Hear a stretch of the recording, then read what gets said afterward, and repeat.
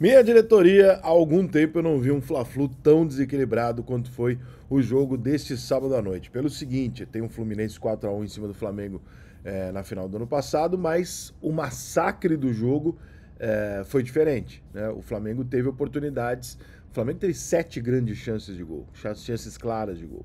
O Flamengo poderia ter saído desse jogo com uma goleada absolutamente histórica, o que preocupa o Fluminense, evidentemente. Gera uma situação para o jogo de volta até perigosa pro Fluminense, porque o Fluminense tem que sair para fazer 3 gols se quiser se classificar. O Diniz é maluco. É bem possível que o Fluminense saia para fazer os 3 gols e aí você vai deixar Arrascaeta e De La Cruz criando com o Cebolinha, Luiz e o Pedro. A coisa não é muito promissora, mas né, futebol é assim, você tem que acreditar e você tem que tentar. E a gente já viu o Fluminense reverter alguns jogos impossíveis na sua história e tal.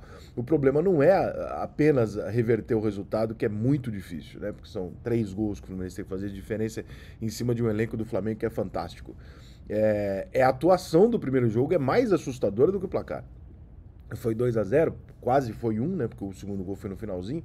Mas do primeiro minuto até o minuto 26 do primeiro tempo, o Flamengo poderia e deveria ter feito 3-0. Porque, assim, foi um festival de oportunidades e tal. Um Fluminense que eu não vou dizer que foi apático, porque eu acho que o Fluminense brigou, mas brigou errado. Porque o Fluminense não conseguiu, taticamente, entender que havia um adversário que ele tinha um esquema tático, uma possibilidade e uma qualidade nos seus jogadores capazes de ele ter o domínio da bola durante o jogo. O Fluminense está acostumado a ter ele a bola. Ele toca, ele toma a iniciativa, etc., porque é o método de jogo que o Fluminense aplica, é o método de jogo do Diniz. Quando ele encontrou um adversário que colocou o Fluminense na verdade, o Tite foi muito corajoso, entre aspas. Ele manteve um time, mas um time que diz pro Fluminense o seguinte: olha, você não vai vir pra cima de mim com Ganso, Martinez, você não vai sair daí. Se você sair daí com Ganso, Renato, se você sair daí, você vai tomar. Porque não tinha o que fazer. O Flamengo se colocou numa situação ofensiva, e aí que entra aquela discussão que eu falo sempre, né? Às vezes você tá assistindo um jogo de futebol no segundo tempo e o treinador começa a tirar atacante e botar volante, botar zagueiro.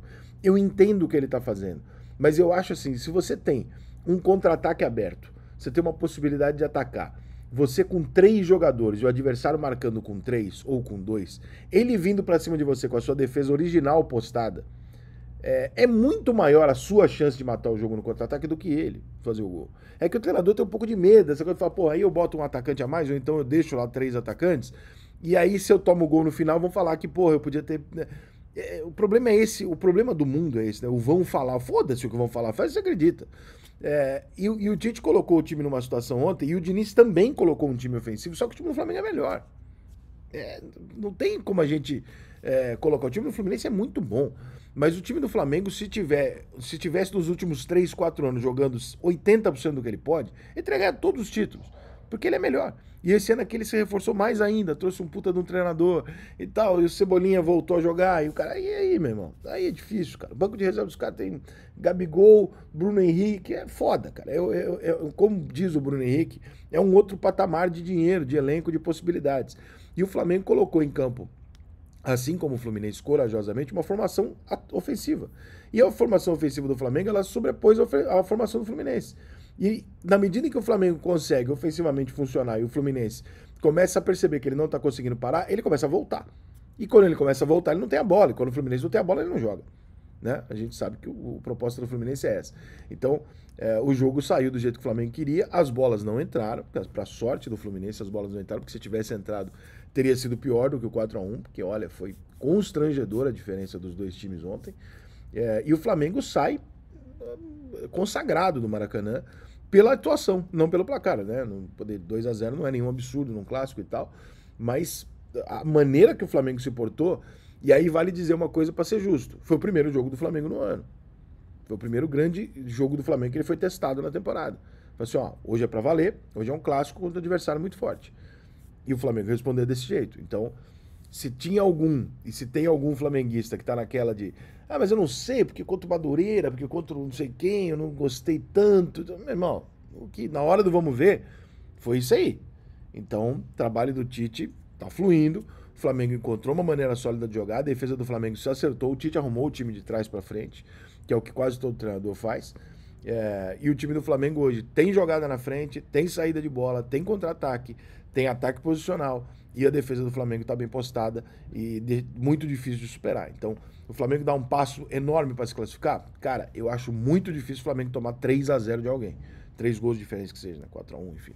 Eu acho muito difícil esse time, com essa defesa do Tite e tal, tomar 3 de qualquer adversário, entendeu? Mas também, se você falasse pra mim, Rica, existe um time possível de fazer uma loucura dessa e dar certo? Sim, é o time do Diniz. É um time capaz de fazer uma loucura dessa, botar, sei lá, Marcelo, Douglas Costa, botar esses caras e achar o resultado, porque é um time muito forte, é um time ofensivo e tem um treinador que é corajoso o suficiente para fazer algumas coisas que os outros não têm coragem. Então, pode ser que tenha um segundo jogo dramático e tal. Eu não acredito muito não, tá? Eu acho que o segundo jogo vai ser bem conservador. Eu acho que o segundo jogo vai ser bem assim, o Fluminense, ó, se der, a gente tenta. Se não der, a gente não toma outra. Mais ou menos isso, porque a gente sabe qual é o peso de uma cacetada num clássico, né? Tá tudo bem no Fluminense, campeão, né? Recopa, campeão da Libertadores, tá tudo ok. Mas se você toma uma goleada do Flamengo, balança o ambiente, né? Não tô falando que vai cair treinador, nada disso, mas você sabe como é que fica o ambiente, fica todo mundo... Vocês viram as imagens lá o Mário discutindo com o torcedor ontem, por quê? Porque é um clássico, cara. Os nervos vão para outro nível. Se fosse um jogo normal, não tinha acontecido nada disso. Ele ficou irritado com alguma coisa que alguém falou, coisa de jogo, não tem nada para se falar disso, mas é o clássico, ele te joga para um outro nível, né? E um clássico com classificação no final, sabendo que no final vai ter um deboche, que um vai passar, o outro vai chorar e tal.